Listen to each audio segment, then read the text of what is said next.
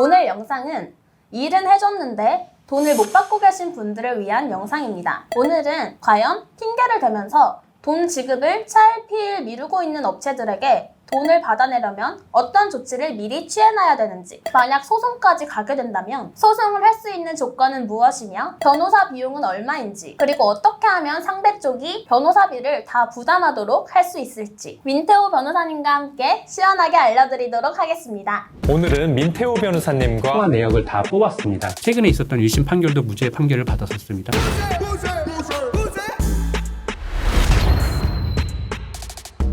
먼저 첫 번째 질문입니다. 개발자분께서 보내주신 질문이네요. 안녕하세요. 저는 웹 개발자로 일하고 있습니다. 현재 제가 홈페이지를 만들어준 지 한 달이 넘었는데 업체에서 정산을 계속 미루고 있는 상황인데요. 만약에 제가 그 업체에 일주일 내로 정산해달라고 독촉을 하거나 빨리 정산 안 해주면 사이트 권한을 뺏겠다고 일종의 협박 문자를 보내게 되면 문제가 생길 수 있는지 궁금합니다. 라고 질문을 주셨는데요. 카카오톡이나 전화 메일로 빨리 달라고 대금 독촉하는 것은 전혀 문제가 없습니다.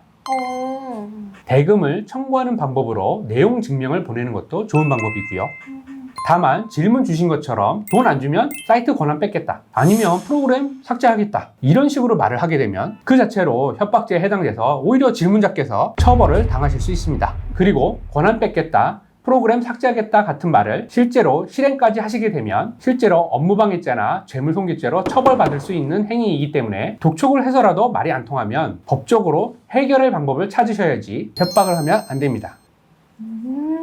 돈을 제대로 못 받은 것도 서러운데 이런 문자를 하게 되면은 이제 질문자님께서 오히려 처벌을 받을 수 있게 된다는 말씀이신 것 같아요. 이 부분 꼭 기억하시고 맞고소를 당하는 상황은 절대 피하시길 바랍니다. 다음 질문으로 넘어가겠습니다. 안녕하세요. 저는 영상 촬영과 편집 일을 하고 있는 프리랜서입니다. 최근에 한 마케팅 대행사에서 일을 받아서 영상을 제작했는데 그 전까지는 아무 피드백도 없더니 최종 완성본이 마음에 안 든다고 대금 지급을 2주 넘게 계속 미루고 있습니다. 그렇다고 대금이 몇백만 원 되는 것도 아니라서 소송을 하기도 뭔가 애매하다고 생각하는데 이런 상황에서 제가 어떤 조치를 할 수 있을지 궁금합니다. 우선은 업체 쪽에서 완성본이 마음에 안 든다고 대금 지급을 미룬다고 하셨는데요. 완성본이 마음에 든다, 안 든다 하는 것은 주관적 판단입니다. 따라서 계약서에 정한 영상 제작물을 일단 제작해서 전달하였다면 마음에 안 든다는 이유로 대금 지급을 거절할 수는 없는 거고요. 마음에 안 드는 부분이 있다면 제대로 전달하고 수정을 요구해야지 돈을 안 주고 있는 것은 당연히 대행사 쪽 잘못이 맞습니다. 다만 대금이 큰 금액이 아니라서 소송이 애매하다고도 하셨죠. 이때는 증거가 확실하다는 전제하에 소장을 작성해서 법원까지 가는 것보다는 법원에 지급명령 신청을 하시는 것이 더 좋습니다. 그 소장이라고 하셨는데 소장이 고소장 말하는 걸까요? 네, 이게 통상 일반인분들이 헷갈리는데 형사소송, 즉 경찰서, 검찰청이 제출하는 거는 우리가 고소장이라고 하고요. 민사소송에서 법원에 제출하는 걸 소장이라고 합니다. 아, 그럼 이런 용역대금 소송에서는 고소장이 아니라 소장이 맞는 말이네. 네네. 네, 맞습니다.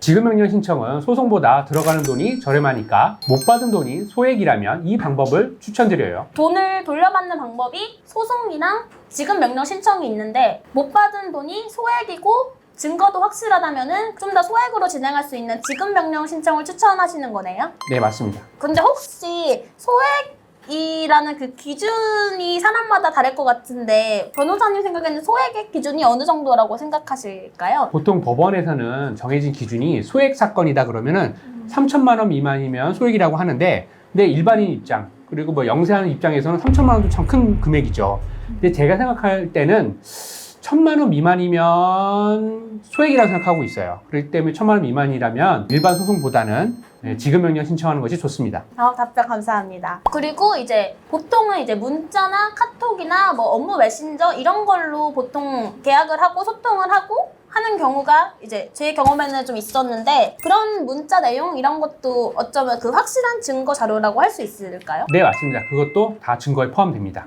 계약서가 될 수도 있고요. 세금 계산서, 청구서, 견적서 등 내가 약속한 돈을 받지 못했다는 것을 증명할 수 있는 것이라면 뭐든지 제출이 가능합니다. 만약 다만 이런 확실한 증거들을 준비해서 지급명령 신청을 했는데 상대방이 여기에 이의 제기를 하면 일반 소송으로 진행된다는 점을 기억해 두셔야 하고요. 질문자님이 소송에서 이기더라도 혹여나 돈을 못 받는 상황을 방지하기 위해서 상대방 재산에 대해서 가압류를 신청할 수 있습니다. 그 돈을 못 돌려받는 상황이라는 게 회사가 파산을 했다거나 그런 상황을 말씀하시는 걸까요? 예, 다른 재산, 뭐 부동산, 채권 이런 것이 있는데 돈을 주지 않고 다른 곳으로 빼돌리는 거죠. 그래서 가압류를 해두는 게 확실하시다 이 말씀이시군요. 네, 맞습니다.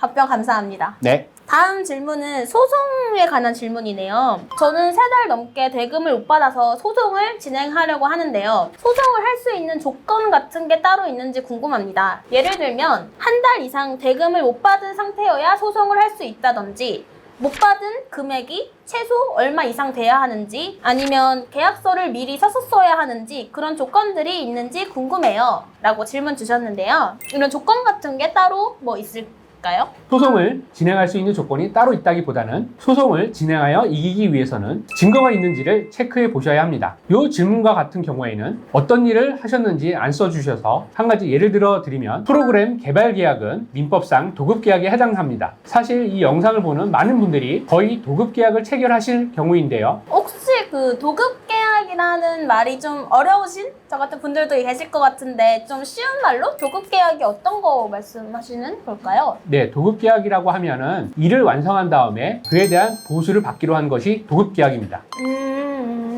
도급 계약은 정규직, 파견직, 계약직과 같은 일종의 월급이나 일당을 받는 근로계약에 해당되지 않기 때문에 계약서가 있다면 계약서에 따라 프로그램을 완성하였다는 증거가 필요합니다. 만약 계약서를 안 썼더라도 일을 완성하였다면 그에 대한 대가를 청구할 수는 있습니다. 그런데 그 대가가 얼마인지 그리고 그것을 완성해서 전달했다는 것을 입증할 수 있는 증거가 필요하다는 거죠. 그게 보통 계약서, 세금 계산서, 견적서, 청구서 이런 것들이 되는 거고요. 그래서 실제 소송까지 가는 사건들을 보면 일이 완성되었는지 안 되었는지 대해서 개발자와 발주자 사이에 다투는 경우가 많아요. 개발자는 완성하였다고 주장하고 발주자는 결과물의 기능이나 하자가 너무 많아서 완성되지 않았다고 주장하는 거죠. 이것 때문에 법정에서 많이 다투게 됩니다. 따라서 일이 완성되었다고 용역대금을 청구하기 위해서는 계약서나 과업지시서에서 정한 스펙이나 기능을 완성해서 전달하였다는 점을 입증할 수 있는 증거가 중요한 거죠. 구체적으로는 어떤 것들이 있을까요? 구체적으로는 발주자로부터 검수 확인을 받았다는 서류, 완성물을 전달하였다는 확인하는 내용이 필요합니다.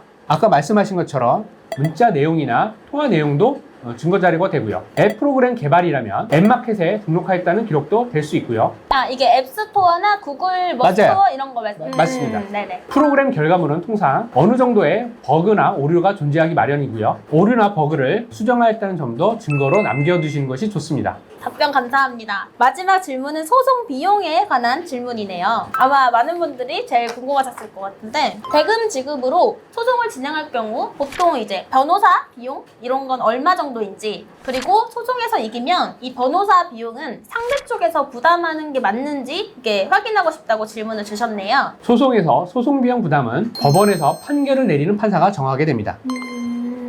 일반적으로 패소한 측이 소송 비용을 전액 부담하게 되고요. 지는 쪽이 이제 소송 비용, 변호사 비용까지 합한 걸 다 부담한다는 말씀이시죠? 네, 맞습니다. 만약 일부 승소, 소송에서 내가 전부 이긴 게 아니라면 나에게도 어느 정도 책임이 있어서 일부만 승소하는 경우라면 그 비율에 따른 부담 부분도 판사가 정해주게 됩니다. 예를 들어 내가 못 받은 돈 1억 원으로 소송을 했다고 쳐요. 그런데 이때 4천만 원을 지급하라는 일부 승소 판결이 나오는 경우 내가 40%만 이긴 거예요. 그래서 소송 비용은 내 쪽에서 5분의 3을 부담하고 돈을 지급하는 쪽인 상대방은 5분의 2만 부담하라는 내용이 나오게 됩니다. 아, 그러면 내가 딱 반, 50%만 이겼을 경우에는 소송 비용을 내가 50% 반 부담하고 상대방이 나머지 50% 부담하는 게 맞을까요? 네, 맞습니다. 소송 비용이라는 게 변호사 비용 말고도 뭐 이런저런 송달료 뭐 이런 게 있죠. 네, 맞습니다. 네, 법원에서 인정하는 소송 비용이라고 하면 주로 변호사 보수가 크기 때문에 그 변호사 보수 포함되고요. 또 법원에 내는 인지대, 송달료 등도 포함되게 됩니다. 네, 답변 감사합니다. 네, 참고로 법원에서 인정하는 변호사 보수는 법에서 별도로 정하고 있습니다. 아, 그러면은 뭐 어떤 되게 유명한 변호사님이라고 해서 그 한도를 되게 훌쩍 뛰어넘게 받거나 이런 일은 없는 건가요? 네, 맞습니다. 변호사 보수를 실제로 많이 써도 법원에서는 청구 금액에 따라서 정해놓고 있습니다. 즉, 청구 금액이 적으면 변호사 보수도 적게 인정되고요. 청구 금액이 많으면 변호사 보수도 크게 인정되고 있습니다. 답변 감사합니다. 자, 오늘 이렇게 용역대금 관련해서 주신 4가지 질문에 대해 민태호 변호사님과 답변을 들어보았습니다. 궁금해하실 점들을 빠짐없이 챙긴다고 노력했는데 혹여라도 아직 궁금하신 점이 남으셨다면 댓글을 달아주시면 좋을 것 같고요. 앞으로도 삶의 무기가 되는 법이 궁금하시다면 구독과 좋아요를 눌러주셔도 좋습니다. 감사합니다.